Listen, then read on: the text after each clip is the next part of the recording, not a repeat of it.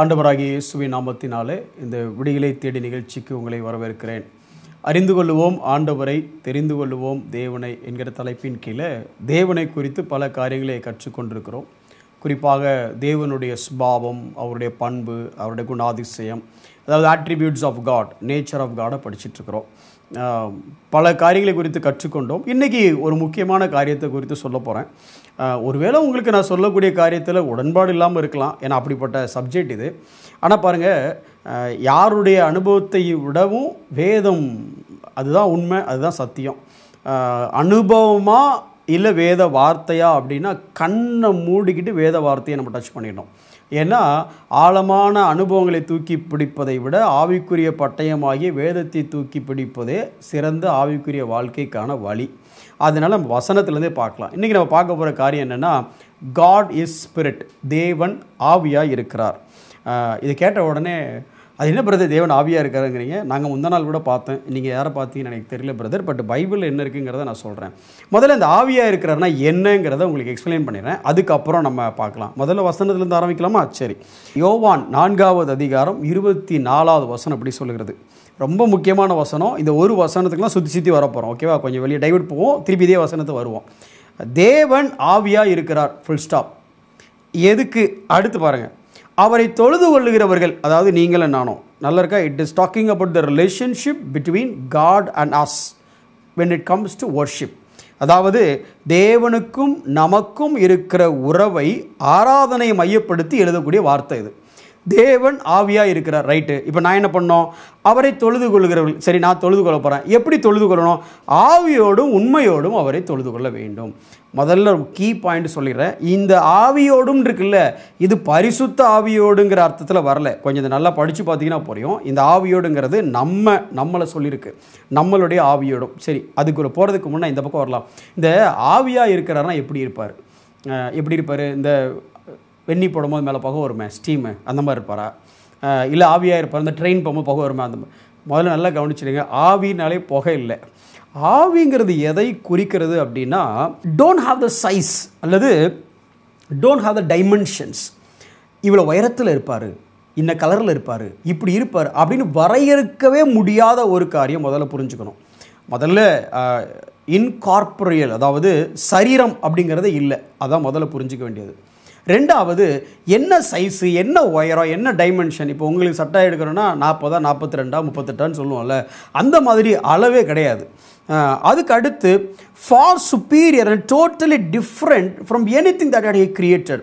அவர் படைக்கப்பட்டவைகளை வைத்து அவரை வரையறுக்கவே முடியாது. இப்போ நான் படைக்கப்பட்டதை வச்சு அவர் எப்படி இருப்பார்? அவருக்கு 2 கால் இருக்குது சார், சொல்ல முடியாது சார். ஏன்னா படைச்சதுக்கு வெளியில் அவர் இருக்கிறார். நீ படைக்கப்பட்டவன், அவர் படைத்தவர். அப்போது படைக்கப்பட்ட காரியங்களை வச்சு அவரை தீர்மானிக்கவே முடியாது. நம்பர் 2.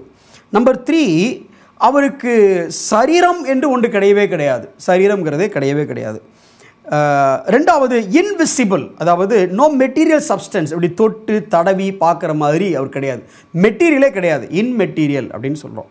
அதுக்கு அடுத்து, ஃபிசிக்கல் பார்ட்டே இருக்காது. ஃபிசிக்கல் பார்ட்டே இருக்காது. அவர் ஃபிசிக்கல் பார்ட்டும் இருக்காது, அந்த பார்ட்டுக்கு ஏற்ற பேஷன் இருக்காது. என்ன சொல்கிறாங்க இல்லைங்களா? நாக்கு இருந்துச்சுன்னா சுவை கேட்குது, வயிறு இருந்தால் பசிக்குது, கரெக்டாக? அந்த மாதிரி பார்ட்ஸும் கிடையாது, பார்ட்டுக்குரிய பேஷனும் கிடையாது. நீங்கள் உடனே இயேசு சாப்பிட்டாரே பிரதர் அப்படின்னு சொல்லக்கூடாது. நம்ம யாரை பற்றி பேசிகிட்டு இருக்கோம்னா, காட், தேவனை பற்றி பேசிகிட்டு இருக்கிறோம். மாம்சத்தில் வந்த தேவனை பற்றி பேசலை, தேவனை பற்றி பேசிகிட்டு இருக்கிறோம். அதுக்கடுத்து லிமிட்டேஷனே கிடையாது, ஃப்ரீ ஃப்ரம் டெம்பரல் லிமிட்டேஷன்ஸ். இதை செய்ய முடியும், இதை செய்ய முடியாது அப்படின்னு கிடையாது. இப்போ இதெல்லாம் நான் சொன்ன உடனே நீங்கள் என்ன யோசிப்பீங்க தெரியுமா? பிரதர், அன்னைக்கு ஒரு யூடியூப்பில் வீடியோ பார்த்துட்டு இருந்தேன், அந்த யூடியூப்பில் ஒருத்தர் வந்து கடவுளை பார்த்தாராம். கடவுள் வெள்ளையாக இருந்தார் பிரதர், வளர்த்தியாக இருந்தார், காலில் இருந்து பார்த்துக்கிட்டே போன முகத்தை மட்டும் பார்க்க முடியல, பயங்கர பிரகாசமாக இருந்தார். அவர் சொல்கிற கடவுள் எனக்கு யாருன்னு எனக்கு தெரியாது. நான் சொல்கிற கடவுள் பைபிளில் இருக்கிற கடவுள், சரியா? நீங்கள் உடனே யோசிக்கணும், என்ன அப்படி சொல்கிறீங்க? வசனம் இருக்குது இல்லை? இப்போ நான் சொன்னதை நீங்கள் அவங்ககிட்ட சொன்னால் உடனே சொல்லுவாங்க, வசனம் இருக்குது இல்லை? ஆமாம், வசனம் இருக்குது, நானும் வாசிக்கிறேனே, கேட்போமே. டியூட்ரானமி உபாகம் 33:27, அவருடைய நித்திய புயங்கள் உனக்கு ஆதாரம். அப்போ சோல்ஜர்ஸ் இருக்குல்ல, ஆண்டவருக்கு ஷோல்டர் இருக்குதுன்னு வசனம் சொல்லுது, இருக்குதுன்னு சொல்லுது. சரி, சங்கீதம் 33:19 என்ன சொல்லுது அப்படின்னா, கர்த்தருடைய கண் அவர்கள் மேல் நோக்கமாக இருந்தது. அப்போ அவருக்கு கண் இருக்குது, கரெக்டாக இருக்குன்னு வசனம் சொல்லுது. 2 ராஜாக்கள் 19:16, கர்த்தாவே உமது செவியை சாய்த்து உம்முடைய காதை என் பக்கம் திருப்புங்க அப்படின்னு இருக்கு. உம்முடைய கண்களை திறந்து பாரும். ஒரே வசனத்தில் கண்ணு இருக்குது காது இருக்குன்னு சொல்லியிருக்கு. ஏசாயா 58:14 அதிகாரம், கர்த்தருடைய வாய் இதை சொல்லிற்று. இன்றைக்கி எல்லாரும் இந்த புத்தாண்டு அன்னைக்கு தீர்க்க தரிசனம் சொல்லும்போது சொல்லிட்டு போடுற கடைசி டேக்லைனு கர்த்தருடைய வாய் இதை சொல்லிற்று.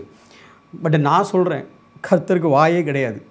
பிரதர் வசனம் இருக்குது பிரதர், இருக்குது பிரதர். இது வசனம் எல்லாம் என்னென்னா, this is a kind of expression. அதாவது ஆந்த்ரோப்ரோமார்பிக் அப்படின்னு சொல்லுவாங்க. ஆந்த்ரோப்ரோனா என்ன அர்த்தம்னா, ஆந்த்ரோபாலஜினா ஒரு மனிதன். இப்போ நானே வந்து கர்த்தர் கேட்டார் அப்படின்னா நீங்கள் உடனே என்ன நினைப்பீங்க, கர்த்தருக்கு காது இல்லாமல் கேட்க முடியுமா? இப்போ நான் சொல்கிறேன், கர்த்தருக்கு காது இல்லாமல் கேட்க முடியுங்க. ஏன்னா அவர் கர்த்தர், அவர் தான் காதையை உண்டாக்குனார். காது எப்படி வேலை செய்யணும்னு காதை உண்டாக்குன அவருக்கு காது இல்லாமல் கேட்க முடியுமா? முடியும். ஏன்னா அவர் தேவன். கண்கள் எப்படி வேலை செய்யணும்னு உண்டாக்குனவருக்கு கண் இல்லாமல் பார்க்க முடியுமா? முடியும். ஏன்னா பார்க்கணும் அப்படிங்கிற எபிலிட்டியை இந்த கண்ணுக்கு உள்ளே வச்சதே யாருன்னா அவர் தாங்க. இப்போ இந்த வெறும் கண் எடுத்து எங்கேயோ ஒரு இடத்துல வச்சா ரெக்கார்ட் ஆகுமா? ரெக்கார்ட் ஆகாதுங்க. இந்த கண்ணுக்கு பார்க்குற எபிலிட்டிங்கிற ஒன்றை கொடுத்து தான் வைக்கிறார். சரி, ரொம்ப சிம்பிள். ஒரு குழந்தை எப்படி பிறகுது? ஒரு குழந்தை ஆணும் பெண்ணும் சேர்வதனால மாத்திரம் குழந்தை பிறக்கலைங்க. அப்படி பிறந்தா எத்தனையோ பேர் குழந்தை இல்லாமல் அந்த உலகத்தில் இருந்திருக்கே மாட்டாங்க.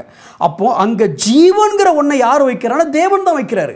அப்போது கண்ணை உண்டாக்கினவர் காணாரோ, காதை உண்டாக்கினவர் கேளாரோ, இது எல்லாம் என்னென்னா ஒரு ஆந்த்ரோப்ரோமார்பிக் எக்ஸ்பிரஷன் அப்படின்னு சொல்லுவாங்க. நான் மனுஷனாக இருக்கிறதுனால எனக்கு புரிகிறதுக்காக சொல்லப்பட்டது. இப்போ ஒன்றும் இல்லை, என் குழந்தை காலையிலே எழுந்திரிச்சு அது கேட்கும், மேலேருந்து லிஃப்ட்டு கீழே போகுதுன்னு வச்சுட்டிங்களேன், இது ஏன்ப்பா சர்றன்னு கீழே போகுது அப்படின்னு கேட்டுச்சுன்னா நான் என்ன சொல்லுவேன்னா, இல்லைம்மா இது ஒரு பஸ்ஸு மாதிரி, பஸ்ஸில் ஏறினா பஸ் இப்படி ஹரிசாண்டலாக போகுதா, அதை மாதிரி வெர்டிக்கலாக கீழே போகிறதுக்கு அப்படி. அதுகிட்ட போயிட்டு you know what is lift, the lift is operated by electric power, current போயிடுச்சுன்னா லிஃப்ட் நின்றோம் இப்படிலாம் சொன்னா, கரண்ட்னா என்னப்பான்னு அதை அடுத்து கேட்கும். அப்புறம் கரண்ட்னா எப்படி, that is a power of power சோர்ஸ்னா, எப்பா நீ பேசுகிறது ஒன்றுமே புரியலங்க, புரியுதில்ல?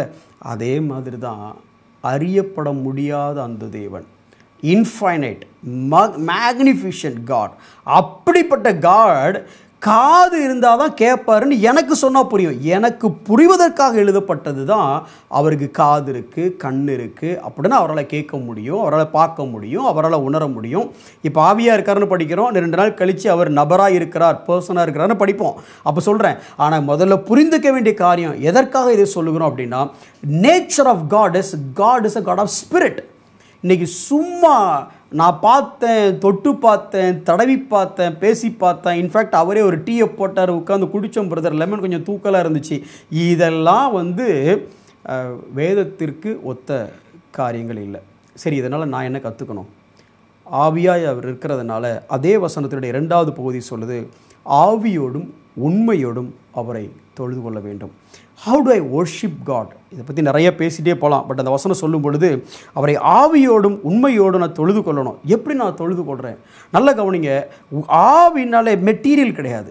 அப்போது மெட்டீரியலிஸ்டிக்காக நான் அவரை தொழுது கொள்ளணும். நான் என் ட்ரெஸ்ஸை நான் எப்படி போட்டிருக்கிறேன், என்னுடைய வார்த்தைகள் பிரைஸ் தி லார்ட் பிரதர் அப்படிங்கிறதும், நான் மீசை வச்சுருக்கேன், நான் மீசை வைக்கலையா, இல்லை என்னுடைய தோற்றம் எப்படி இருக்குது, மற்றவனுக்கு இடர்கள் உண்டாக்காத ஒரு வாழ்க்கை வாழ வேண்டிய கட்டாயத்தில் நம்ம இருக்கணும். அதில் மாற்று கருத்தே கிடையாது. ஏன்னா இடர்கள் அடைந்தவனை விட இடர்கள் உண்டாக்குறவனுக்கு தான் தண்டனை பற்றி வேதம் சொல்லுது. அதில் இதை மாற்று கருத்து கிடையாது. ஆனால் அதே நேரம் ஆண்டவரை வர்ஷிப் பண்ணும்போது it is not about my outside activities, என்னோட வெளிப்புறமான தோற்றம், என் வெளிப்புறமான காரியம் இல்லை சார். யார்கிட்ட போய் ஞானஸ்நானம் எடுத்த, ஒருத்தர் சொல்கிறார் நான் அந்த ஊரில் போய் ஞானஸ்நானம் எடுத்தனாக்கும், இன்னொருத்தர் நான் அவர் கையால் ஞானஸ்நானம் எடுத்தேன். சார் ஞானஸ்நானம் எடுக்கணும் உண்மை, ஆனால் வெளிப்புறமாக ஆராதிக்கிறது இல்லை. உங்களோட ஹார்ட்டோட ஸ்டாண்ட் பாயிண்ட் என்னவா இருக்குது? புஷ்பராஜ் அப்படிங்கிற ஆவி இந்த சரீரத்துக்குள்ளே வாசம் பண்ணுது. இந்த சரீரம் என்ன செய்துங்கிறத விட இந்த சரீரத்துக்குள்ளே வாசமாக இருக்கிற நான் என்ன நினைக்கிறேன், எனக்கும் தேவனுக்கு இருக்க உறவு என்ன இருக்குது. எல்லா ஞாயிற்றுக்கிழமையும் இந்த சரீரம் சர்ச்சுக்கு போகலாம், எல்லா பைபிள் ஸ்டடிக்கும் இந்த சரீரம் போகலாம். இது போகிறதுனால நான் தொழுது கொண்டேன்னு அர்த்தம் இல்லை. இந்த வெளிப்புறமாக இல்லை, உள்ள நான் என்ன பண்ணுகிறேன், ஆவியாக இருக்கிற தேவனை ஆவியோடு தொழுது கொள்ள நாம் அழைக்கப்பட்டிருக்கிறோம். எப்படி தொழுது கொள்ளணும்? அடுத்த வார்த்தை ஆவியோடும் உண்மையோடும். இந்த உலகத்தில் உண்மைன்னு சொல்கிறதுக்கு ஒரே ஒரு காரியம்தான், அது சத்தியம் மாத்திரம்தான். இந்த வசனமாகிய உண்மையின் அடிப்படையில் ஆவியோடு நான் அவரை தொழுது கொள்ளுகிறேனா? ஆமாங்க, மனுஷனாக இருக்கிறவன்ட்ட மனுஷனாக இருக்கவன் தான் பேச முடியும். ஆவியாக இருக்கிற தேவன்கிட்ட இந்த ஆவியோடு தான் தொடர்பு கொள்ள முடியும். இந்த சரீரம் என்ன செய்யுதுங்கிறத விட இந்த ஆவி ஆத்மா சரீரத்தில் சூப்பர்லேட்டிவ் டிகிரி ஹையஸ்ட் பொசிஷனில் இந்த ஆவி இருக்குது. இந்த ஆவியாகிய இந்த புஷ்பராஜை பொறுத்த வரைக்கும் தேவனை எப்படி தேடுகிறேன்? How do I worship God in my spirit? வெளியில் இல்லை, உள்ள தேவனை எப்படி தேடுறீங்க? கண்களை மூடி நாம் ஜெபிப்போம். அன்புள்ள ஆண்டவரே, நீங்கள் ஆவியாக இருக்கிறீங்க, நாங்களும் ஆவியாக இந்த சரீரத்தில் வாசம் பண்ணுகிறோம் ஆண்டவரே. வெளிப்புறமாக நாங்கள் உங்களை தொழுது கொள்வதை விட மேபி மற்றவங்கெல்லாம் பார்க்கலாம், நாங்கள் எத்தனை முறை சர்ச்சுக்கு போகிறோம், எவ்வளோ பைபிள் படிக்கிறோம், எவ்வளோ ஜெபிக்கிறோம், எவ்வளோ மீட்டிங்ஸ் அட்டன் பண்ணுறோம், எவ்வளோ வீடியோஸ், இது எல்லாத்தையும் மற்றவங்க பார்க்கலாம் ஆண்டவரே. ஆனால் நீங்கள் என்னை வெளியில் பார்க்கல, என்னை உள்ளே பார்க்குறீங்க. என் சரீரத்தில் நான் உங்களை தொழுது கொள்வது நல்லது தான், ஆனால் சரீரத்தை தாண்டி என் ஆவியில் உங்களை தொழுது கொள்கிறேன். என் இருதயத்தில் நீங்கள் எங்கே இருக்கிறீங்க ஆண்டவரே? புஷ்பராஜாகிய எனக்கு நீங்கள் எங்கே இருக்கிறீங்க? எந்த இடத்துல இருக்கிறீங்க? சத்தியத்தின்படி, வேத வாக்கியங்களின்படி உம்மை நான் தொழுது கொள்கிறேன் ஆண்டவரே. அப்படி தொழுது கொள்ள எங்களுக்கு கிருபை செய்யும். இயேசுவின் நாமத்தில் ஜெபிக்கிறோம் நல்ல பிதாவே, ஆமென்.